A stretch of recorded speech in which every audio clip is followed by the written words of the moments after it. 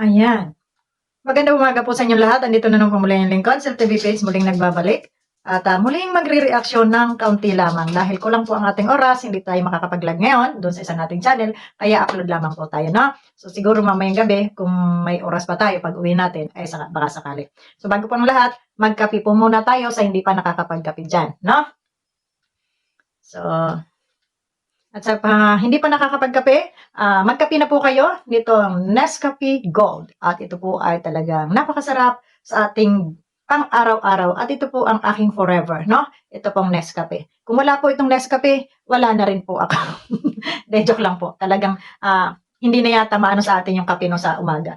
So, natuloy na tayo at sino bang ating re-reaksyonan kundi itong mga sumalakay doon sa live ni Dindo kagabi na mga kampon ni kampon mga basher ni Ruel na ito ay mga against, no? Mga against dito sa Rochelle and Ruel. Ito mga basher na to. Ewan ko ba naman kung anong nangyayari dito kay Ella Bantasan. Sobrang galit niya dito kay Ruel and Rochelle.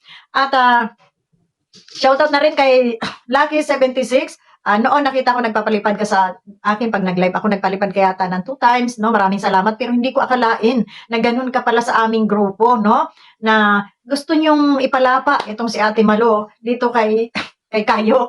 Pues, siguro naman ito si Kayo ay may isip, no? Tama iisip niya kung ano ba yung pinagsimulan. Huwag lang maging bias, ha? Kayo, para hindi tayo mag-away, huwag kang maging bias. Ha?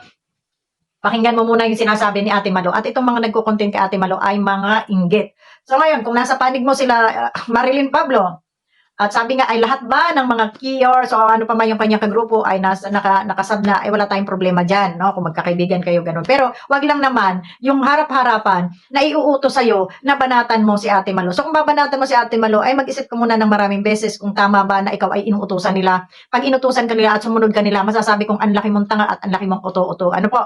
So, hindi ka nagre-research. So, hindi po yan yung topic natin. Ang topic natin ngayon ay si Ella Bantasan, na kung saan ay pinagmumura ni Banat Bagsik. Ayan, ang aking kabady, talagang malupit. Ano?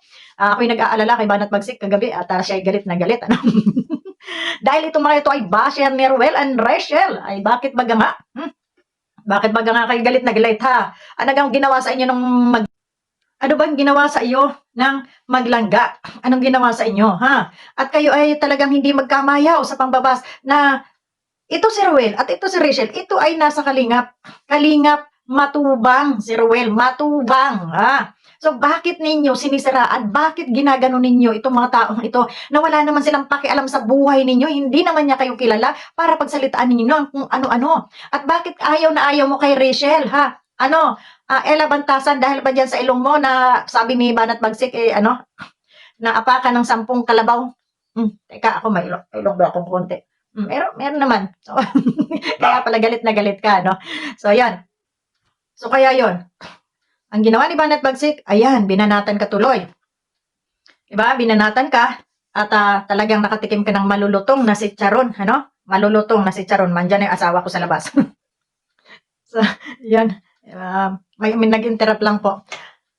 So, hindi talaga natin lubos maisip kung bakit itong mga tao ito ay galit na galit kay Ruel at kay Rachel, samantalang ito ay Kalingap. Kalingap po si Ruel. Bakit ganon itong mga gaya niya ni Ella Bantasan na kung ano-ano at mga pinagsasabi, At tama ba yung ginagawa nila? Sila po ay nagki-create ng bashing, sila po ay gumagawa ng gulo dito sa Kalingap. Totoo lang, gumagawa kayo ng gulo, kasama yun si Dindo Balyaw, no? Kasi nag-live si Dindo. Andun yung mga kalaban. At anong ginawa ninyo?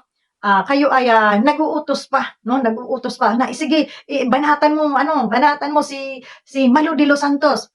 So ibig sabihin kayo talaga yung mga traidor sa Kalingap, hindi si Ate Malu na sinisiraan ninyo, ano? Hindi si Ate Malu na sinisiraan niyo ang traidor dahil si Ate Malu walang ginawang masama diyan dito sa Kalingap, tumutulong yan, no? So, ang hindi nyo lang kasi matanggap na si Ate Malu ay na kay Ruel at Rachel. Kasi nga, pag nag-reaction siya dyan sa kay Kalingap Rab, babanatan nyo. Ngayon, andun si Ate Malu sa kabila, galit na galit kayo, inggit na inggit kayo. Ano ba talaga ang gusto nyo? Pakialaman nyo na lang yung mga buhay ninyo. Huwag kayong makialam sa ibang buhay, sa ibang channel, para wala tayong gulo. Ano? Dahil kung ibinabas mo, si Rachel, Ella Bantasan, shout out sa'yo, no? Aba, maghunos dili ka. Ano bang connection mo sa buhay nila at galit na galit ka? Kamag-anak ka ba nila?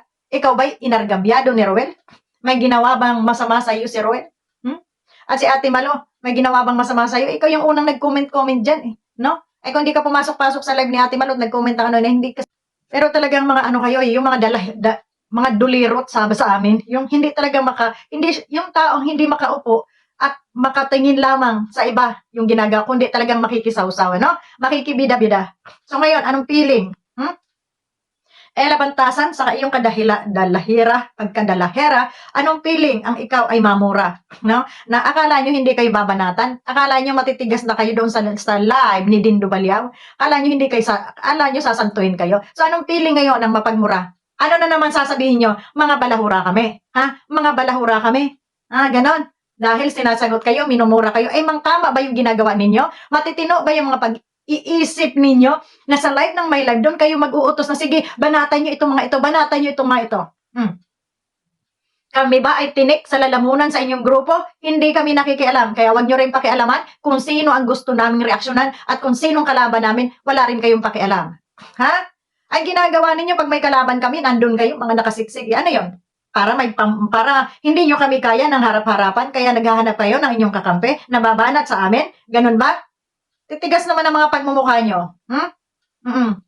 Titigas ang mga pagmumukha nyo. Mayroon isa dyan, ha? Ikaw, medyo namumuro ka na sa akin. Huwag mong hintayin akong bumanat sa'yo. Yung mga tauhan mo, nasabi ko sa'yo.